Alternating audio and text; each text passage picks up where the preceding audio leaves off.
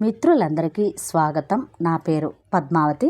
Story హబ్లో ఇవాళ మనం వినబోయే కథ జలతారు కలలు కథా సంపుటి నుంచి గంటి భానుమతి గారు రచించిన చిన్న విరామం.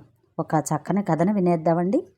ఎదురుగా బూడిద రంగులో ఉన్న అనంత జలది, గులాబీ రంగు ఆకాశం బాగా వంగిపోయి నీళ్లను తాకడానికి ప్రయత్నిస్తోంది.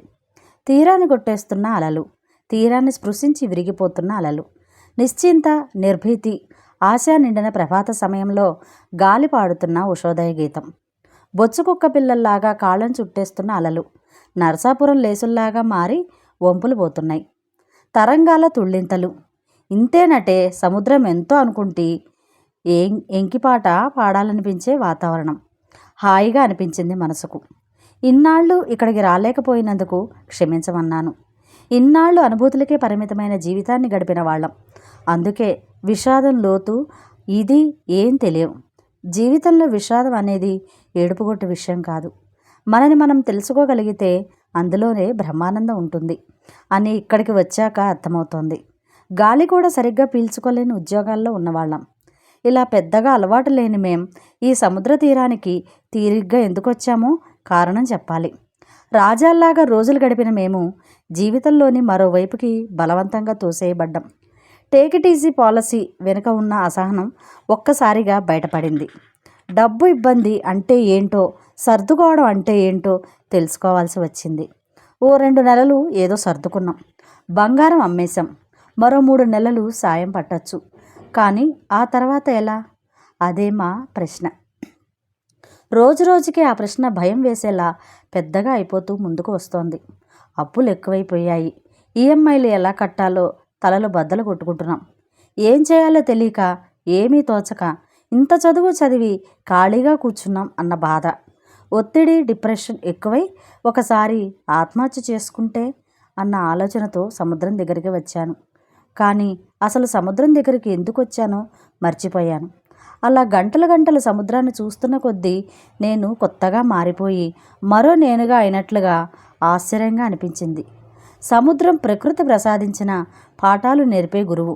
పడి లేచే కెరటాలు, తీరం చేరని కెరటాలు, అలల మీద సవారీ చేస్తూ పడుతూ లేస్తూ ప్రయాణం సాగించే పడవలు, అన్నీ టీచర్లే. అన్నీ మా జీవితాల్లాగా అనిపించాయి. ఓ 2 గంటలు కూర్చున్నాక మనసు కుదుటపడింది. అన్నీ మర్చిపోయినట్లు అనిపించింది. హాయిగా ఉంది. ప్రకృతిలో ఉన్న క్రమశిక్షణ మానవ ప్రకృతిలో ఉండదు. ఈ మార్పు కోసం అప్పటినుంచి ఉదయాన్నే సముద్రానికి రెగ్యులర్గా విజిటర్స్ని అయిపోయాను. నిరంతరం కదులుతూ అలసిపోని సముద్రాన్ని చూస్తూ నాలోని నన్నును కూడా గమనించాను. సముద్రాన్ని మించిన గురువు లేడని తెలుసుకున్నాను. ఆ రోజున కూడా ఎప్పటిలాగా సూర్యుడు రాకుండానే వెళ్ళి సముద్రాన్ని చూస్తూ కూర్చుందాం అని అనుకున్నా. కూర్చోడానికి సరైన ప్రదేశం కనిపించలేదు. బీచ్ కూడా అంతా కంపు కొడుతూ ఉంది. ప్లాస్టిక్ నీళ్ల సీసాలు, గాల్లో ఎగురుతున్న ప్లాస్టిక్ సంచులు, డబ్బాలు, తిని పారేసిన కాగితాలు, ఎండిపోయిన కుక్కల మనుషుల వ్యర్థాలు. కూర్చోడానికి లేదు, నుంచోడానికి లేదు. ప్రకృతిలో మనిషికి మాత్రమే ఉన్న సౌకర్యం మనసు. దాన్ని నడిపించే ఆలోచన కూడా ఉంది. కానీ దాన్ని సరిగ్గా ఉపయోగించడం లేదనిపించింది. ఉంటే ఈ బీచ్ ఇలా ఉండేదా? ఏమాత్రం సివిక్ సెన్స్ లేని మనుషుల మీద కోపం వచ్చింది. ఎవరికి చెప్పాలి? ఎవరు శుభ్రం చేస్తారు? వీళ్ళ ఇళ్ళు ఎలా ఉంటాయో? ఈ మనుషులు ఇలాగే ఉంటారా? చస్తే ఉండరు. అంతా ద్వంద్వమే. శాంతి కోసం యుద్ధం, భద్రత కోసం ఆయుధాలు, అధికారం నిలబడటానికి అణిచివేయడం, ఏడ్చేవాడిని 2 వాయించి నోరు మోయిస్తారు. ఇదే ప్రపంచం. బాధ అనిపించింది.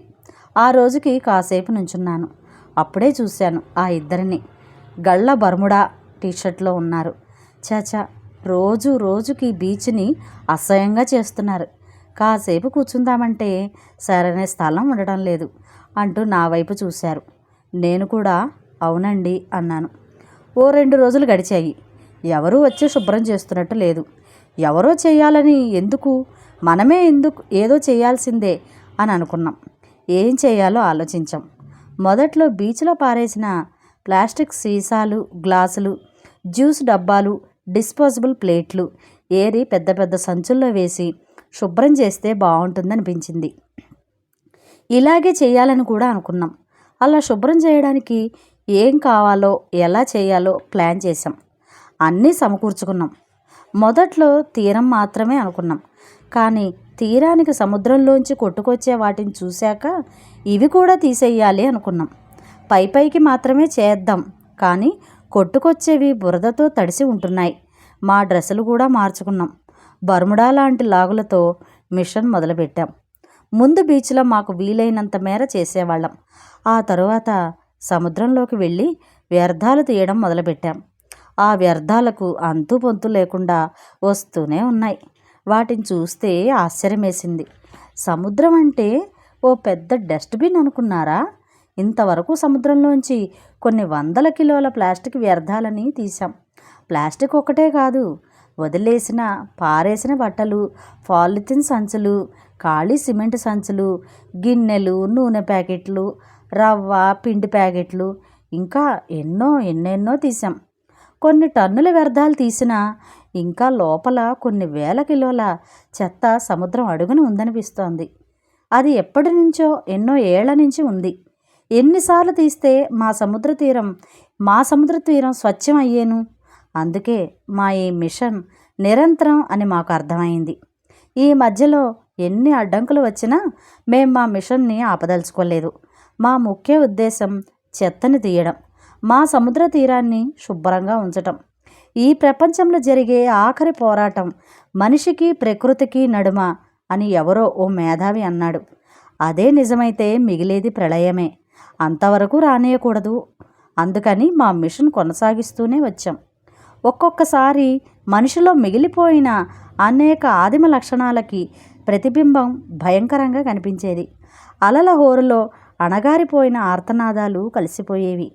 ఎందుకంటే ఒక్కొక్కసారి తేలుతూ వచ్చే చెక్కపెట్టెల్లో కుక్కేసిన తాళ్లతో కట్టిపారేసిన శరీరాలు, జీవన పోరాటాల్లో ఓడిపోయిన అభాగ్యులు కనపడితే ఒళ్ళు జల్దరించేది.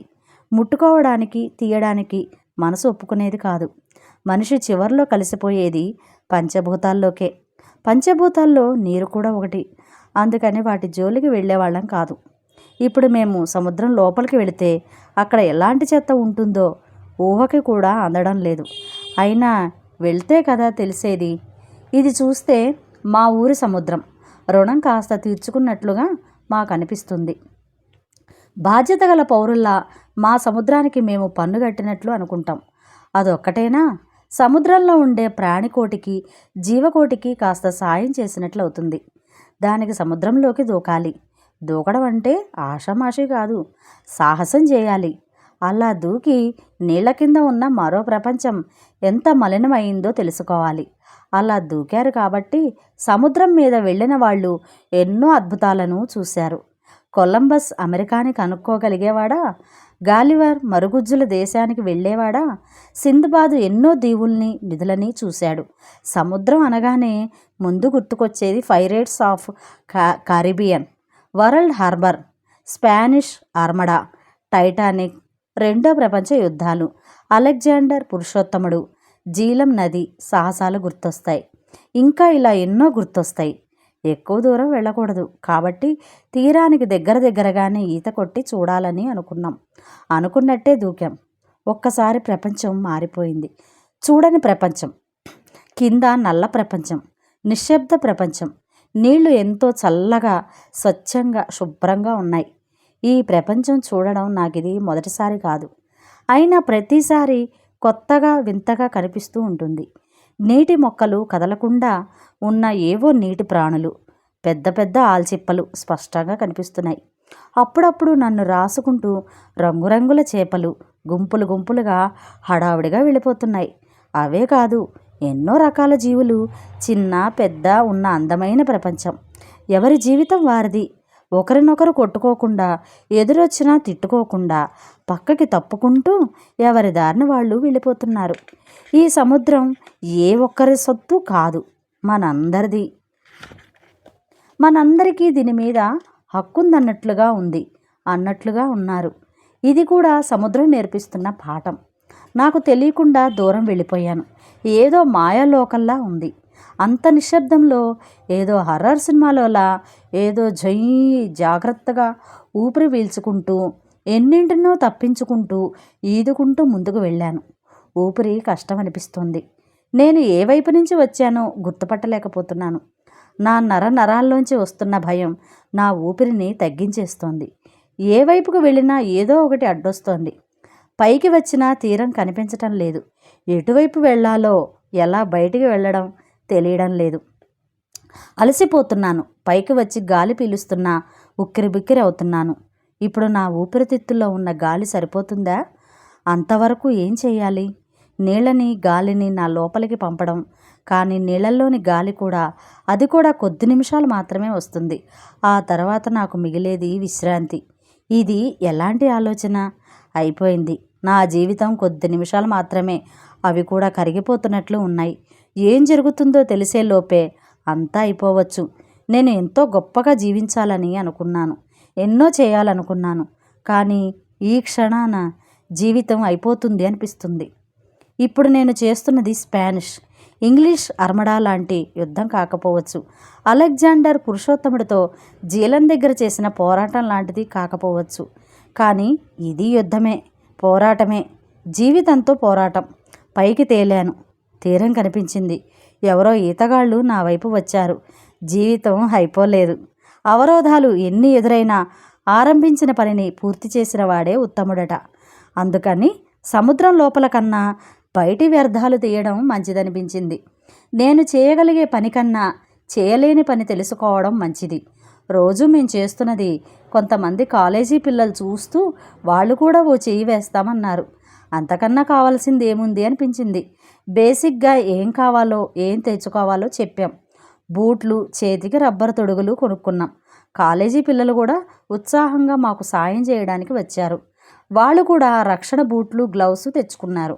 చేతిలో ఉన్న స్మార్ట్ ఫోన్తో వీడియోలు పంపించారు. అది వైరల్ అయింది. బురదని, తడిసిన చెత్తని తీయడానికి ఓ డంపర్ని పంపారు. మాకు కావాల్సింది పెద్ద పెద్ద సంచులు. అవి ఓ సంస్థ పంపింది. మా ఆశయం నెరవేరినట్లే. ఒక రోజున లోకల్ ఛానల్ వాళ్ళు మా గురించి చిన్న వీడియో తీశారు. పేపర్లలో కూడా మా గురించి వేశారు. అది చూసిన ఓ కాలేజీ వాళ్ళు ఉదయాన్నే వచ్చారు. మీ గురించి పేపర్లో చదివాను. మీ నలుగురు ఇంజనీర్లు MBA కూడా చదివారు.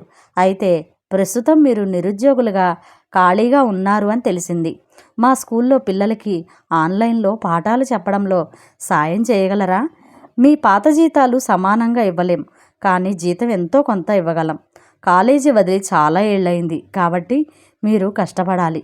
సిలబస్ ప్రకారంగా మీరు అప్డేట్ కావాలి. బాగా ఆలోచించాను. నిజమే, ఎప్పుడో చదువుకున్న చదువులు గుర్తుంటాయో లేదో తెలీదు. ముందు పుస్తకాలు చూడాలి, ప్రిపేర్ అవ్వాలి, ఆ తర్వాత చెప్పాలి. పిల్లలకి నచ్చేలా చెప్పాలి. ఇందులో నేను విజయం సాధించగలనా? ఇది కూడా ఓ పోరాటం. ఆన్లైన్ చదువులతో పోరాటం. 4 నెలల క్రితం వరకు ఇంట్లోంచి రాత్రి 11 వరకు పనిచేసి కాలంతో దినదినగండం నూరేళ్ల ఆయుష్లా ఉన్న ఉద్యోగంలో ఒత్తిడితో, డిప్రెషన్తో పోరాడాను. తర్వాత బీచ్ని, సముద్రంలోని వ్యర్థాలని తీయడంతో పోరాడాను. ఇప్పుడు ఈ రకంగా జీవితంలో ఇలాంటి పోరాటాలు ఉంటాయి. అసలు జీవితమే ఓ పోరాటం. అందులో ఓడిపోయామేమో అని ఒకప్పుడు అనుకున్నాను. ఆత్మహత్య కూడా చేసుకోవాలనుకున్నాను. మనసుని బిజీగా ఉంచుకుంటే అలాంటి ఆలోచనలు రావు అని అనుభవపూర్వకంగా తెలిసింది. మీరు ఇంకా ఈ సముద్రం క్లీనింగ్ కోసం రారా అని అడిగారు పిల్లలు. ఎందుకు రాను? ఆదివారం వస్తాను. మా కంపెనీకి మా అవసరం కలిగిన మళ్ళీ కంపెనీ నుంచి పిలుపు వచ్చే వరకు వస్తాను. ప్రస్తుతం స్వల్ప విరామం. ఎందుకంటే నేను ఎక్కింది ఒకటే కొండ. ఆ కొండ ఎక్కి 4 దిక్కులా చూశాక తెలిసింది, ఓ బాధ్యత గల పౌరుడిగా చేయాల్సింది, కాపాడాల్సినవి చాలా ఉన్నాయి అని. అందుకోసం ఇలాంటి కొండలు ఎన్నో ఎక్కడానికి మేమంతా సిద్ధమే. ఆ కొండలు ఎక్కాలంటే ఆదివారం కోసం ఎదురు చూడాలి. సముద్రంలోని వ్యర్థాలు తీస్తూ ఇంకా లోపలికి వెళ్ళాలి. ఈ బాధ్యత నిర్వహించడానికి మేము సదా సిద్ధమే. అగాధము జలనిధిలోన అద్భుతాలు ఉన్నాయి, వ్యర్థాలు కూడా ఉన్నాయి. బయటి ప్రపంచంలో కూడా అంతే. పోరాటాలు ఉన్నాయి, అందులో పరాజయాలు ఉన్నాయి. విజయాలున్నాయి. పరాజయం అనుభవం, విజయం అనుభూతి. కానీ ప్రతి ఓటమికి, విజయానికి పునాది అయ్యేది ఇక్కడే. జీవితమే రణరంగం అయినప్పుడు విరామ కాలంలోనే బతకడం నేర్చుకోవాలి. ఇప్పుడు నేను చేస్తున్నది ఇదే. ఎలా ఉంది మిత్రులు? ఈ కథ కనుక మీకు నచ్చినట్లయితే షేర్ చేసి, లైక్ చేసి, సబ్స్క్రైబ్ చేసుకోండి. నన్ను ఎంకరేజ్ చేయండి. మరొక మంచి కథలో మళ్ళీ కలుస్తాను. Thank you. నమస్తే.